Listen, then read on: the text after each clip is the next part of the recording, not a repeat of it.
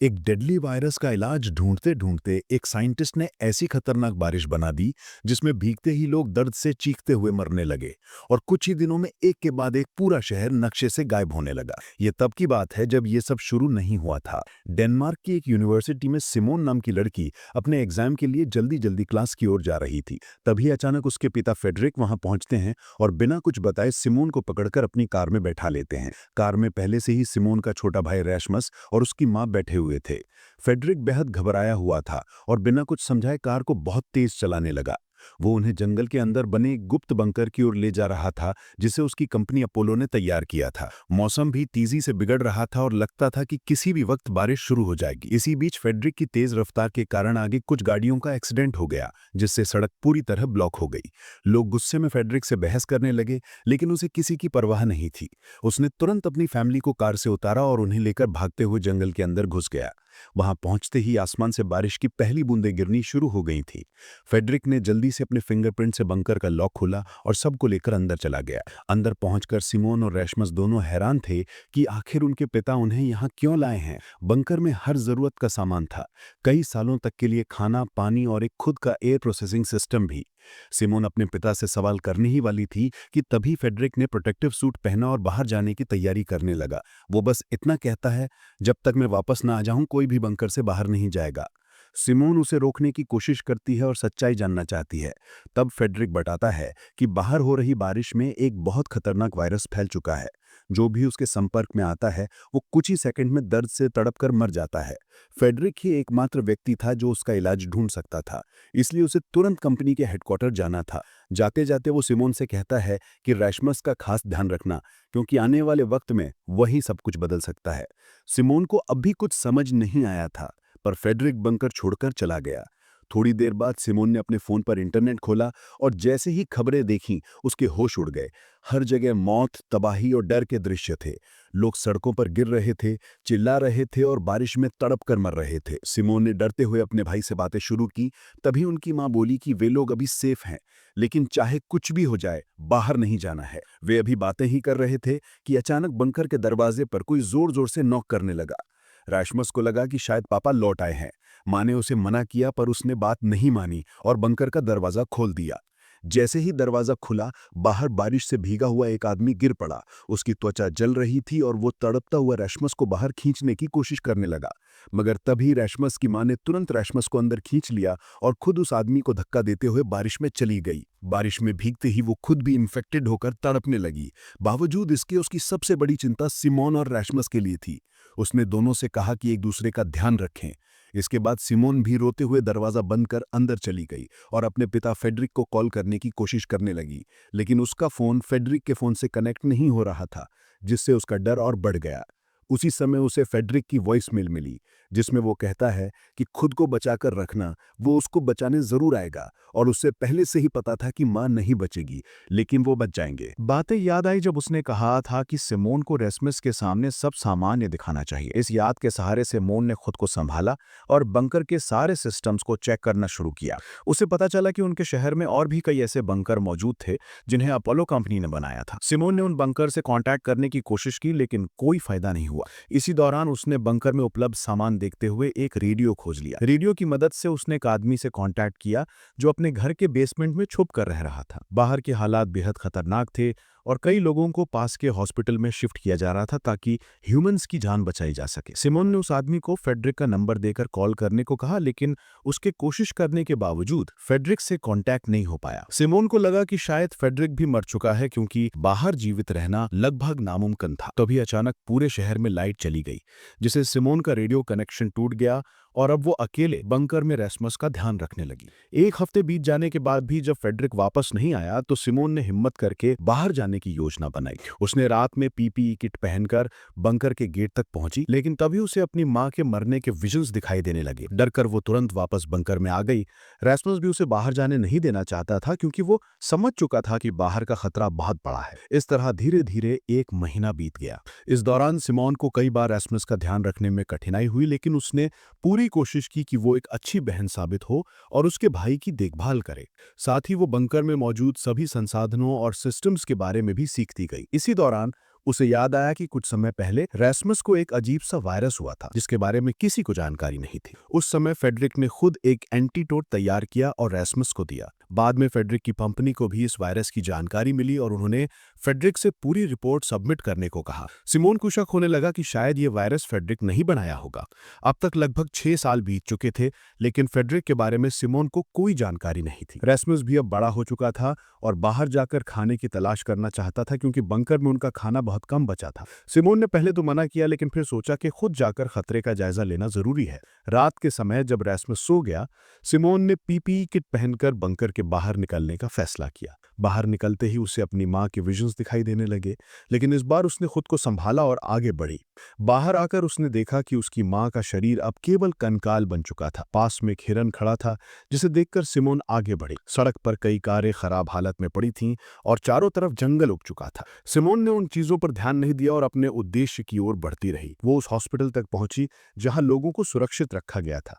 कई बार आवाज लगाने के बाद भी वहां कोई रिस्पॉन्स नहीं मिला। फिर जब सिमोन अंदर जाकर देखती है तो वहां का नजारा पूरी तरह से तबाही में बदल चुका था। चारों तरफ हर चीज बर्बाद पड़ी थी और जमीन पर जगह जगह लोगों की लाशें बिखरी हुई थी। तभी अचानक से उसके सामने एक भेड़िया आ जाता है। डर के मारे अपनी जान बचाने के लिए सिमोन पास वाले कमरे में जाकर छिप जाती है। कुछ देर बाद जब बाहर सब शांत हो जाता है तो वो धीरे धीरे बाहर निकलती है और वापस अपने बंकर में लौट आती है। वहां पहुंचकर सिमोन तुरंत रेस्मस को सब कुछ बताती है कि बाहर की स्थिति पहले से कहीं ज्यादा खराब हो चुकी है। अब अगर उन्हें जिंदा रहना है तो इस जगह से निकलकर किसी और बंकर में जाना पड़ेगा जो इसी सिटी के अंदर कहीं मौजूद है। ये सुनकर रेस्मस अगले ही दिन सिमोन के साथ बाहर जाकर दूसरा बंकर ढूंढने का डिसाइड करता है। वो दोनों अगले दिन निकलने की तैयारी करके सोने चले जाते हैं, लेकिन रात में अचानक कुछ गड़बड़ होने लगती है। बंकर का ऑक्सीजन लेवल तेजी से गिरने लगता है और दोनों में से किसी को भी इसका अंदाजा नहीं होता। कुछ ही देर में सिमोन कम ऑक्सीजन की वजह से बेहोश हो जाती है, मगर किस्मत से रेस्मस को सही समय पर अलार्म्स की आवाज सुनाई दे जाती है। वो तुरंत सिमोन को उठाता है और उसे लेकर जल्दी से बंकर के बाहर भागता है। अब वो दोनों बिना पीपी किट के बाहर आ चुके, लेकिन हैरानी की बात यह थी कि उन्हें किसी तरह की परेशानी महसूस नहीं हो रही थी। इसका मतलब साफ था, अब वो बिना सूट के भी बाहर सरवाइव कर सकते थे। लेकिन तभी अचानक कुछ लोग उन्हें गन पॉइंट पर ले लेते हैं। असल में यही लोग थे जिन्होंने सिमोन को पहले बाहर घूमते हुए देखा था और जब वो वापस बंकर में लौटी थी तो इन्हीं लोगों ने उनकी ऑक्सीजन सप्लाई को बंद कर दिया था ताकि दोनों को होस्टेज बनाकर अंदर का राशन लूटा जा सके। वो लोग सिमोन और रेशमस को गन पॉइंट पर अंदर के कमरे में बंद कर देते हैं और खुद बंकर में खाने पीने के सामान ढूंढने लगते हैं। लेकिन क्योंकि सिमोन और रेशमस का राशन पहले ही खत्म हो चुका था, उन्हें वहां कुछ भी नहीं मिलता। ये देखकर उनका लीडर मार्टिन गुस्से में आकर सिमोन और रेशमस को बंद करके वहां से जाने लगता है। अब अगर वो अंदर ही बंद रहते तो उनकी जान पक्की चली जाती, इसलिए सिमोन एक ग्लास पर लिखकर बताती है कि उसे पता है कि खाने का स्टॉक कहाँ मिल सकता है। इतना लिखने के बाद वो जानबूझकर उस पैड को तोड़ देती है जिसमें बाकी बंकर्स का नक्शा था। अब मार्टिन के पास कोई और चारा नहीं था, क्योंकि अगर उसे राशन चाहिए था तो उसे सिमोन और रेशमस को बाहर निकालना ही पड़ेगा, क्योंकि बाकियों की लोकेशन सिर्फ सिमोन के दिमाग में थी। इसी बीच मार्टिन की नजर सिमोन पर जाती है और वो अपने पुराने दिनों को याद करने लगता है जब वो एक सोल्जर हुआ करता था। उस वक्त उसे आदेश मिला था कि वो एक ब्रिज पर तैनात रहकर उस शहर से किसी को भी बाहर जाने न दे ताकि इन्फेक्शन फैल ना सके। अगर आप यहाँ तक पहुंच चुके हैं, इसका मतलब आपको कहानी अच्छी लग रही है, इसलिए एक लाइक और सब्सक्राइब तो बनता है। लेकिन एक दिन ड्यूटी के दौरान मार्टिन को एक औरत दिखती है जो अपने बच्चे को गोद में लेकर ब्रिज के नीचे से दूसरी तरफ जाने की कोशिश कर रही थी। मार्टिन उसे रोकने के लिए हवा में कई शॉट्स फायर करता है, लेकिन वो औरत नहीं रुकती। वो हिम्मत से शहर के बाहर निकल जाती है। उस वक्त मार्टिन ने उस पर दया दिखाई थी, इसलिए उसने उसे गोली नहीं मारी। कुछ देर बाद उसके साथियों ने उसे पास के टेंट में बुलाया जहां सब सोल्जर्स रह रहे थे। वहां जाकर मार्टिन को पता चलता है कि वही औरत जिसे उसने जाने दिया था दरअसल इन्फेक्टेड थी और उसके जाने के बाद से टेंट में मौजूद कई लोग इन्फेक्शन की वजह से मर चुके थे। ये सुनकर मार्टिन टूट जाता है। उसके आखिरी साथी की मौत के साथ ही उसका सब्र भी खत्म हो जाता है। उसी पल उसने ठान लिया कि अब वो कभी किसी पर भरोसा नहीं करेगा, चाहे वो किसी भी हालात में क्यों ना हो। अब उसके लिए सर्वाइवल ही सबसे बड़ा नियम था। इतनी बातें याद करने के बाद मार्टिन प्रेजेंट टाइम में वापस आता है और सिमोन की डील को एक्सेप्ट करने से साफ इनकार कर देता है। लेकिन उनके पास खाने का कुछ भी नहीं बचा है और बिना फूड के वो ज्यादा दिन तक सर्वाइव नहीं कर पाएंगे। ये सोचकर आखिरकार मार्टिन को सिमोन की बात माननी पड़ती है। वो सिमोन और रेशमस को आजाद करवाकर अपने साथ बाहर ले जाता है। कई सालों बाद जब सिमोन और रेशमस बंकर से बाहर निकलते हैं तो बाहर की हवा और रोशनी देखकर दोनों के चेहरे पर राहत झलक उठती है। इतने लंबे समय बाद बाहर आना उनके लिए किसी चमत्कार से कम नहीं था। थोड़ी देर बाद जब वे मार्टिन और उसकी टीम से बात करते हैं तो उन्हें पता चलता है कि अब दुनिया में फूड और वाटर की इतनी कमी हो गई है कि लोग जिंदा रहने के लिए इंसानों को भी मार कर खा रहे हैं। ये सुनकर सिमोन और रेशमस दोनों के होश उड़ जाते हैं। तभी अचानक कुछ दूर एक और ग्रुप नजर आता है। वो लोग अपने थर्मल सेंसर ड्रोन से इलाके में इंसानों को ढूंढ रहे थे ताकि उन्हें पकड़कर मार सकें। ये देखते ही मार्टिन ने झट से सबको एल्युमिनियम फॉइल से ढक दिया, जिससे उनकी बॉडी ही ड्रोन कैमरा में दिखाई न दे। लेकिन पास में ही 2 और सर्वाइवर्स मौजूद थे, जिनमें से एक लड़की भागते हुए सिमोन और बाकी सबके सामने आ जाती है। सिमोन उस लड़की की मदद करना चाहती है, लेकिन मार्टिन साफ मना कर देता है। वो कहता है कि किसी अजनबी की मदद करना उनकी पूरी टीम के लिए रिस्क बन सकता है। पर उसी वक्त उसकी टीम में मौजूद लड़की बीटी सिमोन का साथ देने लगती है। दोनों बिना कुछ सोचे उस औरत की जान बचाने के लिए उसके पीछे भागते हैं। वो औरत भागते भागते एक छोटी सी रिवर के पास फिसल जाती है और नीचे गिर जाती है। वहीं पीछे पीछे आए कुछ लोग उसे जान से मारने ही वाले होते हैं, लेकिन ठीक उसी वक्त मार्टिन वहां पहुंचता है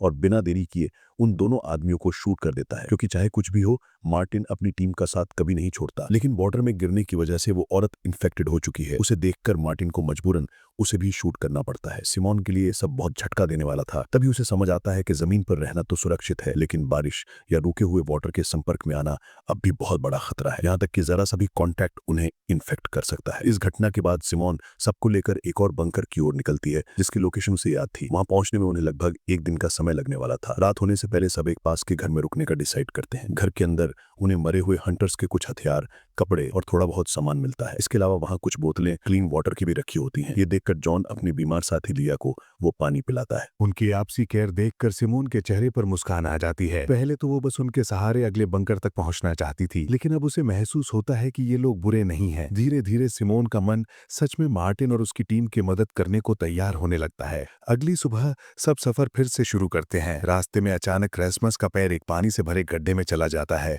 ये देखते ही मार्टिन तुरंत अपनी गन निकाल लेता है और उसे शूट करने वाला होता है, लेकिन तभी सिमोन बीच में आकर उसके सामने खड़ी हो जाती है और उसे रोक लेती है। वो तुरंत रेसमस का जूता उतारती है और उसकी सॉक्स चेक करती है। हैरानी की बात यह थी कि वो पूरी तरह सूखी थी। दैट मीन्स रेसमस का जूता वाटरप्रूफ था और उसे किसी भी तरह का इन्फेक्शन नहीं हुआ था। ये देखकर मार्टिन चैन की सांस लेता है और अपनी गन नीचे कर देता है। फिर वो सब मिलकर अपनी यात्रा जारी रखते हैं और आखिरकार उस दूसरे बंकर तक पहुंच जाते हैं। वहां सिमोन के फिंगरप्रिंट से दरवाजा खुल जाता है। अंदर का नजारा देखकर सबके चेहरे खिल उठते हैं। वहां खाने पीने का इतना राशन था कि वे लोग सालों तक आराम से जी सकते थे। सब खुशी से झूम उठते हैं और पेट भरकर खाना खाते हैं। लेकिन सिमोन को अंदर कुछ बेचैनी महसूस होती है कि उसे मार्टिन और उसकी टीम पर भरोसा नहीं है। पता नहीं कब वो उसे जान से मार दें। इस बारे में जब वो सीधे मार्टिन से बात करती है तो मार्टिन उसे समझाता है कि सिमोन पिछले 6 ईयर्स से बंकर के अंदर थी, इसलिए उसे बाहर की दुनिया और लोगों के हालात के बारे में कुछ नहीं पता। मार्टिन असल में एक अच्छा इंसान था,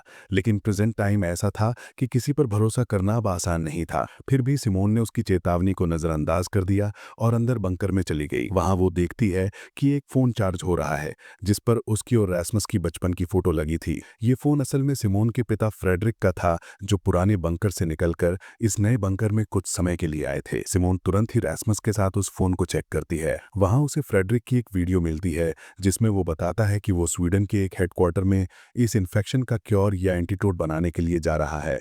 सिमोन के दिमाग में तुरंत विचार आता है कि उसके पिता शायद अब भी जिंदा है, इसलिए वो रैसमस के साथ स्वीडन के उस हेडक्वार्टर जाने का फैसला करती है। सिमोन ने ये बात मार्टिन को भी बताई और उम्मीद थी कि मार्टिन उनकी मदद करेगा, लेकिन मार्टिन साफ मना कर देता है। उसका कहना था कि बंकर में उन्हें कोई खतरा नहीं था, जबकि स्वीडन के हेडक्वार्टर तक पहुंचने के लिए उन्हें शहर के बीच से गुजरना पड़ेगा, जहां कितने हंटर्स छिपे होंगे। मार्टिन सोचता था कि ये बहुत रिस्की हो सकता है। मार्टिन ये भी सोचता था कि वैसे भी फ्रेडरिक की वीडियो 6 साल पुरानी थी और शायद अब तक उसकी डेथ हो चुकी होगी। अगर वो एंटीटोड बनाने में सफल हो गया होता तो मार्टिन को इसके बारे में जरूर पता चल जाता, लेकिन सिमोन ने उसकी बात को नजरअंदाज कर दिया और कुछ दिन का राशन लेकर रैसमस के साथ बंकर से निकल गई। बीट भी जॉन और लिया के साथ उनके पीछे चलने का डिसाइड करती है, क्योंकि वो सच में सिमोन का साथ देना चाहती थी। लिया खुद ये समझ चुकी थी कि सिमोन की वजह से ही वो इस बंकर तक आकर सुरक्षित हो पाई थी। वैसे भी पहले मार्टिन और पैट्रिक खुद भी लिया, जॉन और बीट को जान से मारने वाले थे। असल में उस वक्त वो तीनों मार्टिन और पैट्रिक को नहीं जानते थे और केवल एक ही ग्रुप में फंसे हुए थे। मार्टिन और पैट्रिक ने उन्हें लूटने के इरादे से पकड़ा था और बीट ने अपनी जान बचाने के लिए उन्हें अपने एक छिपे हुए अड्डे के बारे में बता दिया था। वहां उन्होंने काफी दिनों तक फूड रखा हुआ था। मार्टिन उन पांचों के साथ उस जगह पर जाता है। वहां वे सभी मिलकर खाना खाते हैं और सच में उन्हें साथ रहकर काफी अच्छा लगता है। रात में बीथ मार्टिन से अनुरोध करती है कि वो उन्हें प्रोटेक्शन प्रोवाइड करे। मार्टिन उस पर मान जाता है और तब से ही वे सभी साथ रहते हैं। प्रेजेंट टाइम में सिमोन और रेस्मस को ये नहीं पता था कि जॉन, लिया और बीथ उनके पीछे आ रहे थे। वे शहर के पास पहुंचते हैं। रास्ते में उन्हें एक बस दिखाई देती है जो आगे के रास्ते को ब्लॉक कर रही थी। दोनों थक चुके थे, इसलिए बस में थोड़ी देर आराम करते हैं, लेकिन थोड़ी देर बाद उन्हें बाहर कुछ लोगों की परछाई दिखाई देती है। दोनों डर से वहीं सन्न रह जाते हैं। तभी पता चलता है कि वो लोग बीट, जॉन और लिया। सिमोन को बहुत अच्छा लगता है और वो उन्हें बंकर में सुरक्षित रहने के लिए कहती है, लेकिन तीनों तय कर लेते हैं कि सिमोन के साथ ही रहना है। वे पास के किसी सुरक्षित स्थान पर पहुंचते हैं और खाना खाने लगते हैं, लेकिन तभी वहां बहुत सारे हंटर्स आ जाते हैं। उन्हें तुरंत वहां से निकलना पड़ता है। भागते हुए सिमोन अलग हो जाती है और रोड पर एक जाली के पास पहुंचती है जिस पर कई मिसिंग पर्सन्स के पोस्टर्स लगे हुए थे। ये देखकर सिमोन को बहुत बुरा लगता है। जाली के दूसरी तरफ वो एक छोटा बच्चा देखती है जो अकेला था।